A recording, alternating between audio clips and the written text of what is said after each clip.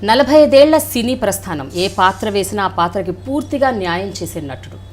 ఇప్పుడు 7 దాటిన వయసు అయినా సినిమా మీద ఉన్న మక్కువ, ప్రేమతో ఇంకా నటిస్తూనే ఉన్నారు. నేటి తరానికి వ్యక్తిగతంగా, వృత్తిపరంగా కూడా ఎంతో ఇన్స్పిరేషన్గా, ఒక స్ఫూర్తిగా నిలుస్తున్న విలక్షణ నటుడు గిరిబాబు గారు. ఇవాల్టి నా స్పెషల్ షో డైలాగ్ విత్ ప్రేమలో నా స్పెషల్ గెస్ట్. నమస్తే సార్. నమస్తే అమ్మా. సార్, 45 years అంటే not a small time sir. 45 ఏళ్ళు అంటే అసలు చాలా వెరీ వెరీ వాస్ట్ టైం. అంటే ఒక వ్యక్తి జీవితంలో ఆల్మోస్ట్ మోర్ దెన్ హాఫ్ అనుకోవచ్చు నిజంగా చెప్పాలంటే.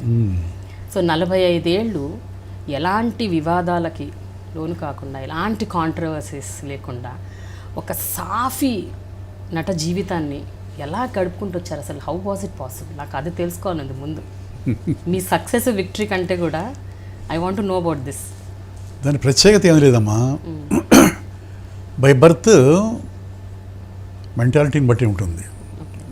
పుట్టుకతో వచ్చే లక్షణాలు ఆ జీవితాంతం ఉంటాయి. అందువల్ల చిన్నప్పటి నుంచి నేను ఊళ్ళో చదువుకున్నప్పుడు కానీ ఉత్తమ విద్యార్థినే. క్లాసులో ఎప్పుడూ ఫస్టే ఉండేవాడిని. ఇది ఆటల్లో, పాటల్లో, చదువులో, ప్రవర్తనలో అన్నిట్లో చిన్నప్పటి నుంచి ఉండేవాడిని.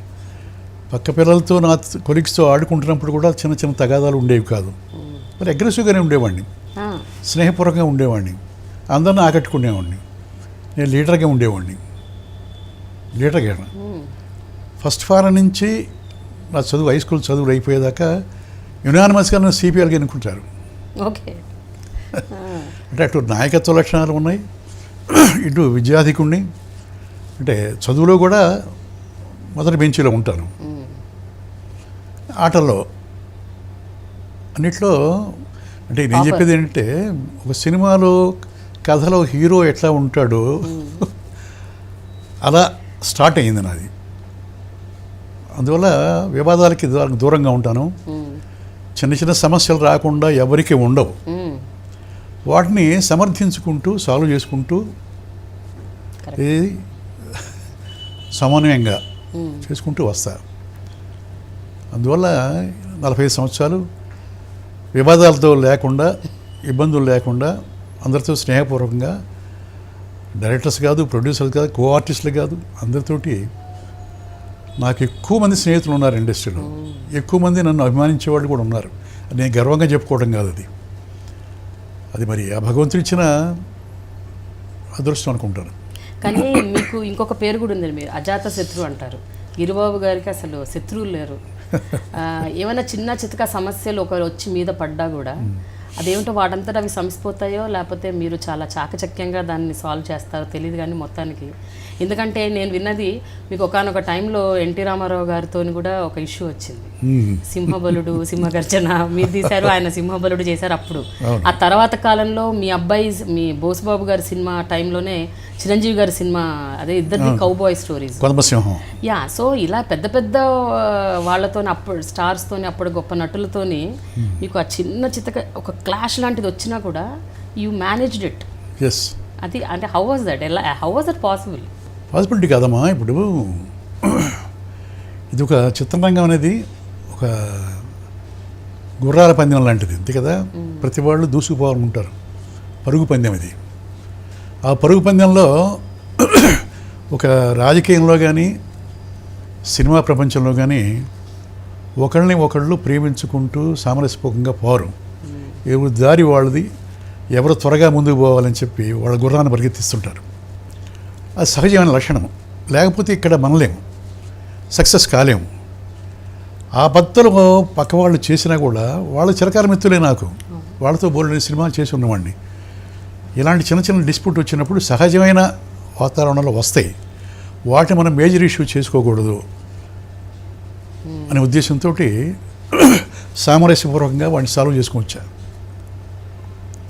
ఆ తర్వాత మళ్ళీ మామూలు అయ్యాం కదా. దాన్ని పెద్ద ఇష్యూ చేసి, గొడవలు చేసి, అసోసియేషన్లో పెట్టి, మా అసోసియేషన్లో పెట్టి, ప్రొడ్యూస్ కౌన్సిల్లో పెట్టి గొడవ చేసుకుంటే గిరిబాబు అజాతశత్రువు ఎందుకు పేరు వస్తుంది? నాలాగే మా మురళీమోహన్ ఉన్నాడు, చెప్తున్నా, అతనికి ఈ పేరు ఉంది. మేమిద్దరం ఒకే సినిమాలో మొట్టమొదట 1973లో జగమే మాయ ఫస్ట్ ఇద్దరం వచ్చింది, అంతే కదా. అప్పటి నుంచి ఇప్పుడు దాకా ఇద్దరికి అదే పేరు ఉంది, అజాశత్రువులు అని. అంటే ప్రతిమాడో లేదని కాదు నేను చెప్తుంది. ఇప్పుడు నాకు మోహన్ బాబు ఉన్నాడు ఒక ఫ్రెండు. మోహన్ బాబు నేను మేము ప్రయత్నాలు చేసేటప్పుడు సినిమాలో ప్రవేశించక ముందు మేమిద్దరం రూమ్మేట్స్, మేమిద్దరం కలిసి ఉండేవాళ్ళం, అంత స్నేహితులం. అప్పటికి ఇప్పటికీ ఎప్పటికీ కూడా మేము అన్నదమ్ములోనే ఉంటాం.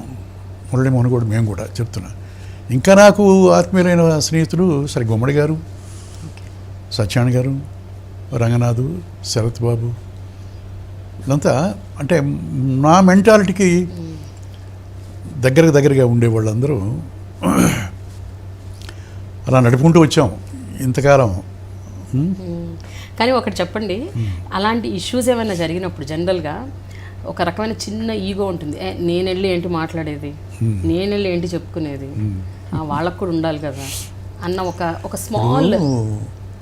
రామారావు గారు ఉన్నారు, కృష్ణ గారు ఉన్నారు. అప్పుడు ఇద్దరికి కొంచెం వివాదాలు ఉన్నాయి. ఇది సీతారామరాజు తీసిన దగ్గర నుంచి ఆ తర్వాత కురుక్షేత్రము, దానవీర సూరకర్ణ, దాంట్లో డిస్ప్యూట్స్ వచ్చినాయి. ఇద్దరికి ఒకరికి సామాన్యమైన లేనప్పుడు నేను దేవతరాలు దీవించండి నా ఫస్ట్ సినిమా యాజ్ ప్రొడ్యూసర్, అది మంచి హిట్ అయ్యింది. నాకు జానపదాలు తీయాలని ఒక ఆశ, ఎందుకంటే నాకు టేస్ట్ అది. ఎందుకంటే రామారావు గారి సినిమాలు, కాంతారావు గారి సినిమాలు, శివాజీ గణేశన్ సినిమాలు, ఎంజీఆర్ సినిమాలు, జానపదాలు బాగా లైక్ చేసేవాడిని నా చిన్నతనం నుంచి. కనుక మొదటి సినిమా తీసిన తర్వాత నేను కథ రాసుకున్నా, శివగర్జన కథ.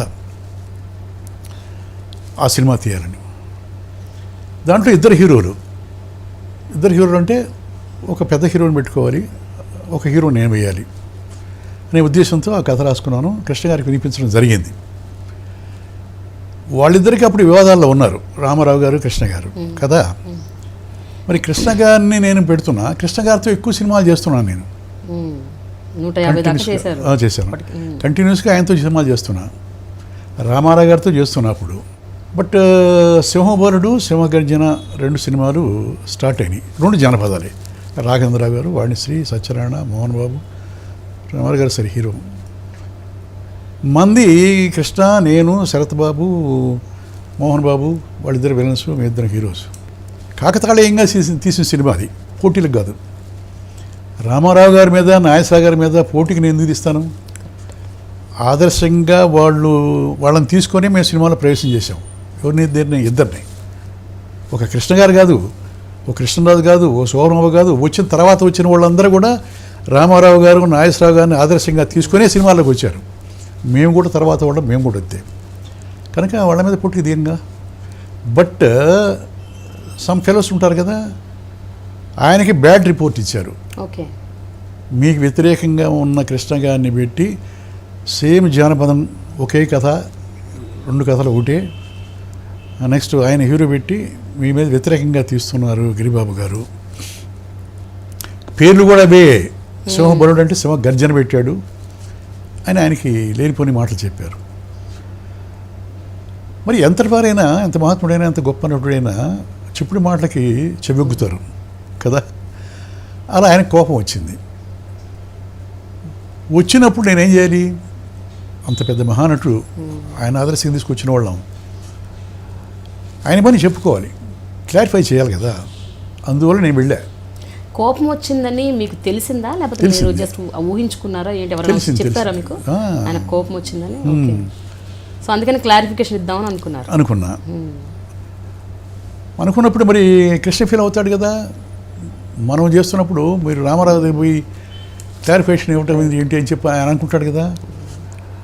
ఆయనకి చెప్పకుండా నేను వెళ్ళా కృష్ణకి, చెప్పకుండా మార్నింగ్ వెళ్ళి.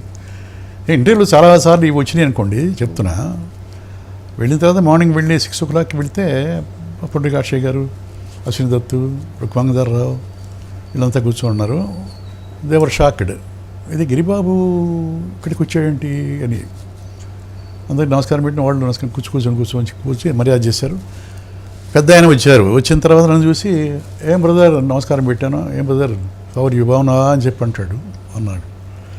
తన రూమ్లోకి వెళ్ళిన తర్వాత ఫస్ట్ నన్నే పిలిచాడు. పిలిచిన తర్వాత ఏం బ్రదర్ ఎలా ఉన్నారు, బాగున్నారు కదా అని చెప్పని అడిగిన తర్వాత, అన్నగారు ఒక చిన్న క్లారిఫికేషన్ ఇవ్వడానికి వచ్చాను అని చెప్పి ఇప్పుడు నేను చెప్పిన మాటలు చెప్పా. మిమ్మల్ని ఆదర్శంగా తీసుకొని చదువులు కూడా మానేసి సినిమా ప్రపంచంలోకి ప్రవేశించాం. మీరిద్దరు 2 కళ్ళు. మీ మీద వ్యతిరేకంగా నేను సినిమా తీయటం అనేది ఎవరో అన్నారట, 2 ఒకటే కథలట అని చెప్పారట. ఇవన్నీ కాదు అన్నగారు. మీరు నాకు అవకాశం ఇస్తే ఒక 5 నిమిషాలు నా సినాప్సిస్ చెప్తా చెప్తే అప్పటికే ఆయన కొంచెం కూల్ అయ్యారు. బాగా కూలి ఓకే బ్రదర్ చెప్పండి ఓకే చెప్పా. 2 హీరోలు, ఆ సింగిల్ హీరో, ఆ షోరా బరుస్తాం ఇన్స్పిరేషను. నేను సొంతంగా కథ రాసుకున్నాను. ఇదని సినాప్సిస్ 5 నిమిషాల్లో చెప్పేశా. ఏం బ్రదర్ దానికి దీనికి సంబంధం లేదే, ఎందుకు అలా చెప్పారు? I will see, don't compromise, బాగా తీ సినిమా అని బ్లెస్ చేసి నన్ను పంపించాడు. ఆ తర్వాత తీసాం, పోటాపోటీ సినిమా తీసాం. సరే అది కొంచెం డిసప్పాయింట్ చేసింది. ఇది సింహబలుడు మంది హిట్ అయింది. ఆ తర్వాత మళ్ళీ చేసాం ఇది రామారావు గారితో సాహసవంతుడు. ఆ తర్వాత చివరిలో పార్టీ పెట్టినప్పుడు, తెలుగుదేశం పార్టీ పెట్టినప్పుడు నేను మొట్టమొదటి పోయి చేరాం పార్టీలో. కృష్ణ గారు కాంగ్రెస్. ఆయనతో ఎక్కువ సినిమాలు చేస్తున్నా. అయినా కూడా ఆయన నేషనల్ పార్టీ, ఇది కాంగ్రెస్. ఈయన ప్రాంతీయ పార్టీ కొత్తగా పెట్టాడు. అప్పుడు ఎంత తీసుకుంటున్నాడు? 20 lakhs తీసుకుంటున్నాడు. ఒక పెద్ద హీరో దిలీప్ కుమార్ తీసుకున్న నేషనల్ వైడ్గా ఉన్న పరిశ్రమలో తీసుకుంటున్న రెమ్యూనరేషను ఈయన టచ్ చేశాడు. అయినా కూడా నేను ఇక సినిమాలో యాక్ట్ చేయటం లేదు, నేను ప్రజాసేవ కోసం అంకితం అవుతున్నానని చెప్పన్నప్పుడు ఇన్స్పైర్ అయ్యాం. పార్టీలో చేరాం, ప్రచారం చేశాం. బ్రహ్మాండం గెలిచాడు. సమర్థవంతంగా పరిపాలన సాగించాడు. మహానుభావుడు. చిత్ర పరిశ్రమకి పేరు తీసుకొచ్చాడు కదా, అది జరిగింది. అయితే సార్ మరి కృష్ణ గారికి తర్వాత తెలిసిందా మీరు ఎన్టీఆర్ గారిని కలిసారని? తెలుసు. కలిసి మాట్లాడాలని. ఆయన కృష్ణ గారు అనేవాడు శత్రుత్వం ఇంకోటి ఏమి పట్టించుకోడు. చాలా ఉదాత్తుడు, చాలా మంచివాడు. అతను ఇలాంటి విషయాలు ఏమి పట్టించుకోడు. రామారావు రెడ్డి అన్నాను కూడా ఏది పెద్ద ఆయన అంటాడు తప్ప ఎవరిని విమర్శించడం కానీ.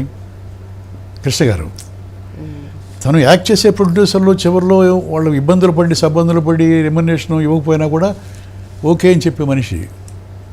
ఇది నెక్స్ట్ పేజ్ చూస్తున్నారే ప్రొసీడ్ అని చెప్పాను మనిషి. అట్లా ఎన్నో నేను నా కళ్ళతో చూశాను నేను కృష్ణ గారి విషయం. అందరు గొప్పవాళ్లే. అందువల్లే అప్పటి నుంచి ఇప్పుడు దాకా వాళ్ళు ఉన్నారు, మేము వాళ్ళని అనుసరించి మేము ఉన్నాం.